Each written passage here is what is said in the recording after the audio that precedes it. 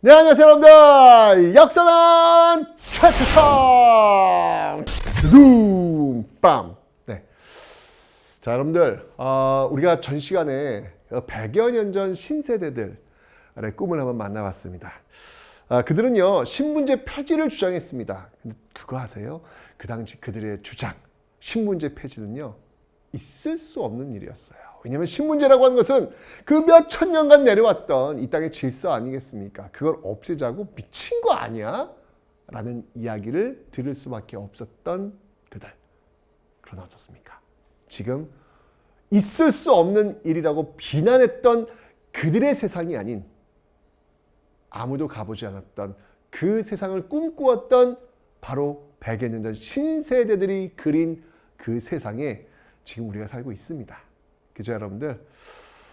꿈은 이랬으면 좋겠어요. 그냥 나 혼자 잘 먹고 잘 살기 위한 그런 꿈이 아니라 정말 좀 더 나은 사회를, 좀 더 나은 미래를 바라보면서 만들 수 있는 그런 꿈 넘어 꿈! 그런 꿈을 한번 꾸어봤으면 좋겠습니다. 오늘 다시 또 그 꿈을 꾸었던 사람들, 위로부터의 기억이 아닌 아래로부터의 기억, 그 꿈을 꾸었던 사람들의 이야기를 한번 들어보도록 하겠습니다.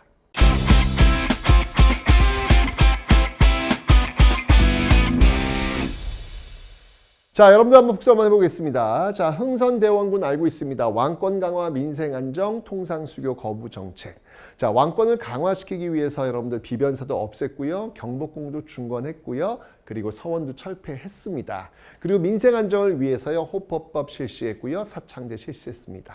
통상 수교, 제병남신, 네, 병인양요, 양원수의 정족산성이 있었고요. 그리고 신미양요, 어지연의 광성보 싸움 있었습니다. 이런 어떤 정책들이 결국은 끝났습니다. 고종이 친정을 시작하면서. 자, 이 바뀐 정권, 고종 정권은요, 이제까지 통상수교 거부가 아닌 통상수교 정책을 취하게 되죠. 그 결과가 무엇이었습니까? 바로 강화도 조약이었습니다. 강화도 조약의 특징이 무엇입니까? 불평등 조약이었다는 거, 최초의 근대적 조약이었다는 특징을 갖고 있습니다. 그 부속 조약을 보니 무야, 삼무, 세계가 없어. 관세도 없고 항세도 없고 무제한 곡물이 유출될 수 있는 그런 건도 만들어졌더라. 게다가 계양장 안에서는 일본 화폐를 쓸 수 있고, 그리고 계양장 안에서만 무역할 수 있는 그런 모습들이 만들어지고 있더라. 이게 바로 강화도조의 결과라고 했습니다. 어쩌면 문이 열렸단 말이에요. 문이 열리면서 그 두 세로 나뉘네요.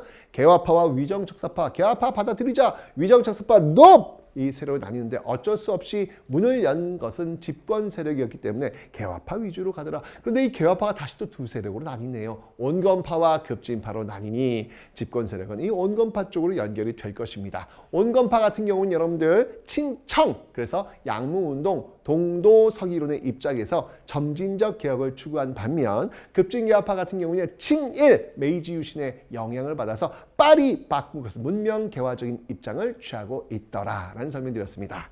자, 어쨌거나 이 개화파들은요, 통리, 기무, 아문을 만들어서 개화 정책들을 지금 추진하고 있습니다. 이 사람 제일 중요한 게 뭐였냐면 바로 신식군대, 별기군을 만들었죠. 구식군대는 오군영을 이영으로 축소하는 모습들을 보이고 있는데 이게 나중에 이제 문제가 될 겁니다. 그리고 외국에 사절단을 보내서 많은 것들을 보고 배우게 합니다. 청나라는 영선사를 파견해서요, 무기 배우는 법, 기기창을 만들게 되고요. 일본에는 조사시찰단 보냈는데 김홍집이 조선 책략을 가져왔네. 연미! 네, 미국과의 수교를 주장하는 모습들이 있었다. 그리고 수신사, 이거 수신사였고요. 조사시찰단으로 보낸 사람들이 또 이 일본의 문물들을 보고 배워서 보고서 올리는 그런 모습들. 수신사가 바로 저희가 조선 책략, 김홍집이 가져왔던 이야기했습니다. 그리고 그 연미에 의해서 결국 조미수호 통상조약이 이제 체결될 건데, 체결되고 나서 또 미국의 보빙사가 파견되는 이런 모습들, 저 세계 문물들을 보고 배워 오더라라고 설명을 드렸습니다. 자, 그런데 이런 개화 정책의 과정 속에서 바로 이 구식군인들이 들고 일어났으니 이것이 바로 이모군란이더라라고 설명드렸습니다. 이모년의 군인들이 이 차별의 폐지를 외치면서 일었던 난, 이모군란. 하지만 청의 진압에 의해서 결국 실패로 돌아갔습니다. 그 결과 어떤 조약을 체결합니까? 바로 조청, 상민, 수릉, 무역장정, 영수증 들어왔고요. 내지 무역이 가능해졌고요. 그리고 재물포조약, 외국 군대가 주둔하는 그런 계기가 되었다. 이런 내정 가슴은 있을 수 없다라고 급진개화파가 들고 일었으니 이것이 바로 갑신정변이었다. 바로 우정총국 오픈식을 계기로 해서 들고 일었던 이 사건. 여기서 14개조 정각 개혁안을 내걸고 있습니다. 첫 번째, 입헌군주제를 주장했다. 두 번째, 재정의 일원화, 호조의 재정의 일원화를 주장했다. 세 번째, 신분제 폐지를 주장했다. 하지만 이 모든 것들도 역시 마찬가지로 청의 진압에 의해서 실패로 돌아가고 있더라. 그러면서 체결된 조약이 바로 텐진 조약과 한성 조약이더라 라고 설명드렸습니다. 텐진 조약은요, 양군 철수 그 다음에 통보하는 그 내용이었고요. 한성 조약은 일본 공사가 신축 비용을 내는 것이었습니다. 바로 여기까지가 위로부터의 계획의 실패로 돌아간 갑신정변을 설명드렸습니다. 이제 위로부터의 계획이 실패로 돌아갔으니까 이제 뭐가 남았을까요? 아래로부터의 계획이 있더라. 그 아래로부터의 계획을 지금부터 배워보도록 하겠습니다. 두둥두둥. 자, 보시니까 여러분들 갑신정변 이후의 모습이에요. 봤더니 야, 이 외국 세트를 보세요. 이게 웬일입니까? 네, 이건 뭡니까? 이건 또 영국이요. 검은 돌을 또 불법적으로 점령했네. 네. 이건 무슨 일이고, 네. 무슨 일이냐면, 이 갑신정변마저 청나라 진압을 하니까 이 청의 내정 간섭이 너무 심해지는 거라. 그렇겠죠. 예. 그러니까 이 외세를 끌어들이면 다 영수증 첨부된다고 했잖아요. 이러다 보니까 이들을 끌어들였던 정부조차도 부담스러운 거야. 몰랐어, 그거를? 왜 그래? 그러니까 이번에는요, 러시아를 끌어들여 가지고 청나라를 견제하려고 해요. 근데 러시아를 끌어들이려고 하니까 러시아에 딸려서 들어오는 또 다른 나라가 있는 거야. 이게 다 제국주의색이 맞물려 들어가 있고 물려 들어가 있거든요. 바로 러시아의 라이벌이었던 영국이 뭐야? 조선이라는 나라가 러시아를 끌어들여? 그럼 러시아가 조선을 통해서 밑으로 내려와 가지고 우리 영국이 차지하고 있는 이 중국 시장에 눈독을 들이는 거 아니야? 있을 수 없는 일이지. 러시아를 막아야 되겠어. 라고 해서 러시아가 내려오는 그 길목에 있는 조선에 검은 돌을 불법적으로 점령한 거예요. 미친 거 아니야 이거? 뭐 이건 뭐 제국주의 세력들은요 국경도 없어. 그냥 가서 그냥 깃발 꽂으면 돼. 얼마나 폭력적입니까? 그런데 여러분들 이런 것들을 자초하게 만든 우리도 참 한심한 거죠. 외국 세력을 자꾸 끌어들이니까 외국 세력들이 이렇게 난리를 자 결국 이제 이런 상황이 되니까 이 당시 지식인들도 야 이거는 아니다 라고 해가지고 6.1준이나 부들러와 같은 인물들이 바로 중립파론 우리는 어디에도 연결되지 않아 우리는 중국 편도 아니고 러시아 편도 아니고 아니다 우리는 그냥 중립을 할래 라는 주장이 나오게 되는 겁니다. 근데 그거 아세요 여러분들? 네. 중립을 유지하려면 그걸 유지할 수 있는 힘이 있어야 됩니다. 힘도 없으면서 그 중립을 유지하면 될 것 같아요. 천만에 만만에 콩떡 되지 않습니다. 6.1준 같은 경우는요. 여러분 나중에 이 서유 견문 여러분들 그 아까 제가 조미소 통상조약 이야기했잖아요. 예, 그때 보빙사 있죠. 그 보빙사 일환으로 갔다가 유럽까지 돌고 오면서 서양을 유람하면서 쓴 책, 서유 견문을 썼던 그런 인물이기도 합니다. 어쨌건 이런 일들이 지금 벌어지고 있는 거예요. 한심한 일들이 벌어지고 있죠. 일본은요. 비록 갑신정변 때 창덕국에서 밀렸어. 청나라한테 밀렸지만 강화도 조약을 계기로 해서 경제적인 이익을 착실히 얻고 있는 상황이었습니다. 그러니까 자기들은 지금 영국에서 가져왔던 그 싼 면제품들을 팔고 조선에서는 쌀을 왕창 가져가고 이런 어떤 그 미면 교환, 쌀미자 면 미면 교환 시스템을 계속해서 더욱더 강화하는 그런 모습들 이렇게 지금 보이고 있는 상황을 기억해 놓으시면 되겠습니다. 됐죠? 자, 반면에 이제 국내 상황을 볼게요. 외국인들은 지금 난리 났어 지금요. 그죠? 어떻게든 눈이 혈안이 돼가지고 어떻게 뭘 좀 빼먹을까 이런 상황. 자, 반면에 국내에서는 지금 어떤 일이 벌어지냐면 일본이 지금 이렇게 미면 교환 시스템에 의해서 쌀들을 쪽쪽쪽쪽 빼가고 있잖아요. 그죠? 그러니까 쌀값 쌀값 지금 폭등을 하는 거야. 엄청 올라가는 거야. 민중들은 살기 힘든 거야. 그런데 게다가 이 개화 정책 집권 세력들은요. 통미기마만 중심을 해가지고 뭐 청나라에 영선사 보내고 일본엔 조사시찰단 수신사 보내고 또 미국에는 보빙사 보내잖아요. 그게 다 공짜인 줄 알아? 다 돈이지. 그런 것들을 알려면 다 돈이 필요할 거 아니야. 그 돈 어디서 나오는데? 세금 아니야, 세금. 이렇게 새로운 정책들을 추진하면서 이 쩐이 많이 필요하니까 세금을 왕창 걷는다고요. 당연히 조세 부담이 올라갈 수밖에 없는 거죠. 자, 왜 조세 부담이 올라가는지 한번 볼게요. 그 당시에 새로운 근대 문물들이 막 들어와. 기기창, 무기 만드는 창고라고 설명드렸죠? 영선사 파견되어가지고 그의 영향으로 만들었다. 설명드렸습니다. 방문곡, 박는 거야. 뭘 박어? 문자를 박는다. 아하, 바로 이곳에서 우리나라 최초의 신문 한성순보가 또 나오게 될 겁니다. 이런 것들도 나오고 있고요. 전환곡, 이 전환곡은 뭐냐면 환전해주세요. 환율과 관련된, 즉 화폐 찍어내는 거예요. 예, 이런 전환국, 이런 근대적인 건물들, 시설들이 들어서고 있더라. 얘기했습니다. 이거 다 돈이라고요. 어쨌건 이런 게 있었고, 그 다음에 여러분들 또 우정총국 아시죠? 이 우정총국 오픈식에 벌어진 사건, 바로 갑신정변 설명드렸습니다. 요 갑신정변 때 정말 많은 사람들이 죽어나가요. 특히 민씨 세력들이 죽어나갑니다. 근데 그 과정 속에서 민씨 실세 중에 한 명이 칼에 맞아 거의 죽어가는 상황인데, 이때 미국인 알렌이라는 사람이 외과 수술에 의해 가지고 살려내요. 여러분들 외과 수술은요, 그 당시에 이거 너무 충격적이었죠. 왜냐면 우리는 외과 수술이라는 게 없잖아요. 우리는 그러니까 동양의학이었기 때문에 서양에 있던 외과 수술 이런 게 없었는데, 이거를 집권 세력이 실세를 고쳐낸 거야. 알렌이라는 사람이. 그러니까 이 명성황후가 고마운 거죠. 네, 자기의 그 친척을 고쳐냈어요. 얼마나 고맙습니까? 그래서 너의 소원은 무엇이냐? 그러자 이 알렌이 병원이요. 병원을 달래. 꿈도 커. 그래서 알겠다. 너에게 병원을 허하노라. 라고 해서 만들어진 병원이 바로 이 광해원이 되겠습니다. 나중에 이름을 제중원으로 바꾸고 있습니다. 이 광해원이 바로 우리나라 최초의 근대식 병원. 여러분 아프면 어디 가요? 병원 가시죠? 네, 그 병원의 출발이 여기서 나오는 거예요. 아하, 이게 또 갑신정변하고 연결되어 있네요. 저는 병원 갈 때마다 갑신정변 떠오릅니다. 역시 직업병. 제발 그러지 말자라고 하는데도 자꾸 병원에 가면 김옥균이 생각나요. 왜 이런 거야? 네? 어쨌건 제가 이렇게 말씀드리는 이유는 뭐냐면, 이 갑신정변과 다 연결되어 있기 때문에 그래요. 우정총국이나 광해원이나 이게 지금 다 이렇게 연결이 되어 있는 거예요. 자, 그리고 조미수호 통상조약 체결했다 그랬잖아요. 그래서 이 조미수호 통상을 이제 체결할 텐데, 이러면서 미국에서 많은 사람들이, 선교사들이 우리나라에 건너오게 됩니다.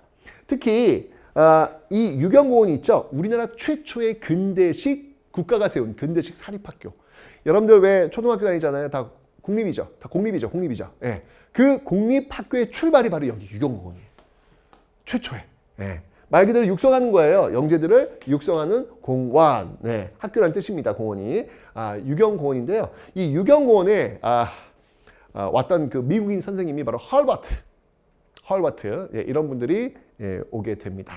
예, 그러면서 완전 다 영어식 수업을 하죠.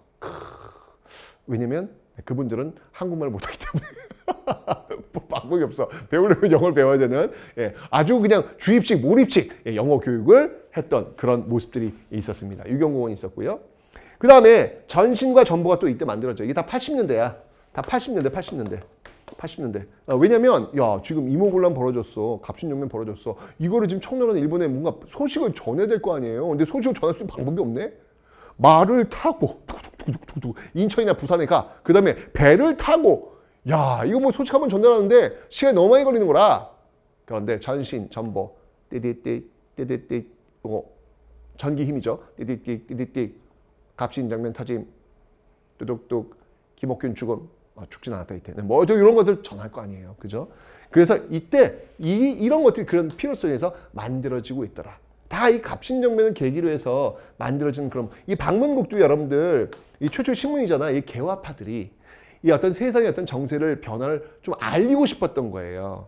그래서 갑신정변 전에 이런 방문국을 만들어서 그런 것들을 또 알리는 그런 모습들, 다 이 급진파들과 연결되고 있는 그런 내용들이잖아. 이걸 따로따로 외우려고 하지 말고 갑신정변을 중심으로 해가지고 당시 그런 것들을 알리고 싶었네. 개화파. 그래서 방문국이 만들어졌고, 그 당시 이제 그 아픈 사람 다치기 위해서 만들어진 게 광해원이었고, 나중에 제정으로 바뀌고 있고, 그리고 뭐 또 이걸 알리기 위해 전신전보 이게 많아요. 이게 다 80년대 군.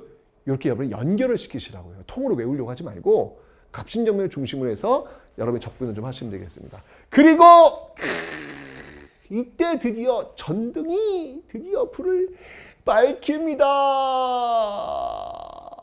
추가 근무를 가능케 했던 이 전등. 속상하다. 이것만 없으면 밤이 되면 일하지 않잖아. 우리는 이렇게 대기업에서, 기업체에서 환한 불을 켜놓고 우리는 계속 노동을 하고 있습니다. 이게 다 전등 때문이야! 전등을 발명한 사람이 누굽니까? 네, 실용화시켰던 인물은 바로 에디슨. 여러분 그거 아세요? 우리나라 최초의 불을 밝혔던 그 전등이 에디슨 회사 전등이었습니다. 실제로 이거 계약을 체결하기 위해서 에디슨이 직접 오려고 그랬어요. 실제로 그 당시 인물이거든요. 그런데 그때 상황이 좀 안 맞아가지고 에디슨 대신 그 에디슨 회사에 다른 인물이 오게 됩니다. 근데 그 인물이 우리나라 와가지고 이게 물이 안 맞았나 봐요. 죽게 돼요. 에디슨이 우리나라 왔으면 에디슨이 우리나라 죽는 거야. 이거 어떻게 될 뻔했어 이게. 그죠? 이 역사라고 하는 게 또 이 한편으로는 또 그런 게 있습니다. 네. 자, 어쨌건 간에 그런 것들이 다 80년대 지금 이루어지고 있는데 이거 다 돈이야. 이거 다 돈이야. 에디슨도 돈 받고 이거 하는 거지 자선사업 하는 거 아니지 않습니까? 에디슨 돈 줘야 될 거 아니야, 에디슨한테. 이거 돈이잖아요. 이거 당연히 이게 조세 부담. 에디슨과 또 이 조세 부담이 또 이렇게 또 연결되네요. 예? 자, 이런 게 지금 다 80년대 모습들이에요. 자, 보세요. 바깥 이 열강들은 지금 내정 간섭하면 뭐 쪽쪽 빼먹으려고 하죠. 내부에서는 지금 백성들이 지금 그냥 세금 올라가지고 못 살겠다 이러지 난리가 난 거야. 이런 상황 속에서 이제 드디어 이런 외세에 대한 반대하는 거야. 반외세. 그리고 세금 많이 걷어가는 이 집권 세력들에 대해서 반봉건 세력, 이 봉건 세력, 기존의 질서를 유지하고 있는 이 세력들에 대한 반외세, 반봉건의 이 시대 정신이 지금 만들어지고 있다는 거예요. 그러면서 결국 위로부터의 개혁, 갑신정변이 끝났기 때문에 이제 아래로부터의 개혁이 올라오니 그 아래로부터의 개혁이 바로 이 10년 뒤, 갑신정변 1884년 그 뒤 10년 뒤 1894년에 있었던 동학농민운동이더라 라는 겁니다, 여러분들. 사실 이 동학이라는 거 여러분 기억나시죠? 우리 앞에 전근대 파트에서 배웠습니다. 조선 후기 이 민들의 의식이 커지고 있었다. 그 계기가 뭐냐면 모든 사람 다 평등하다라고 하는 서학과 동학이 있었다. 서학은 천주교를 얘기하는 것이고 바로 동학은 최재우가 창시한 우리 할아버지예요. 경주 출시. 족보가 없으니까 인정 안 하나? 어쨌건 좋습니다. 자, 바로 그 최재우에 의해서 만들어진 이 동학. 근데 결국 이 최재우가요, 흥선대원군 집권 시기에 이런 요사스러운 종교를 만들다니 너는 교수형! 하고 죽거든요. 그러니까 이 동학을 믿는 사람들이 굉장히 인기가 폭발이었거든요. 뭔가 어떤 자신의 어떤 종교가 인정받으려면 자신의 교주가 이런 혹세 몸이 나는 종교를 만들었다. 그래서 죽임을 당한 거 아니야. 근데 자신의 종교가 인정받으려면은 그 죽임을 당했던 교주가 다시 명예회복을 해줘야 될 거 아니에요. 그죠? 그래서 원래 이 동학농민운동은 교조 신원 운동부터 출발을 해요. 교주야 교주. 교주의 어떤 그 명예를 회복시키는 운동이라는 얘기야. 그런데 이 운동의 어떤 전개 과정 속에서 당시 어떤 이런 상황들, 못 살겠다 갈아보자 이런 상황들과 결집이 되면서 그리고 이렇게 외세가 이렇게 막 침탈해오는 이 모습과 이 결집이 되면서 이 교조 신원 운동에서 이제 반외세, 반봉건 운동으로 확산되는 모습들이 1894년 동학 농민운동에서 나타나게 된다라는 것이죠. 어떤 모습으로 그러면 전개가 될지 한번 아래로부터의 개혁운동, 동학농민운동 지금부터 살펴보도록 하겠습니다.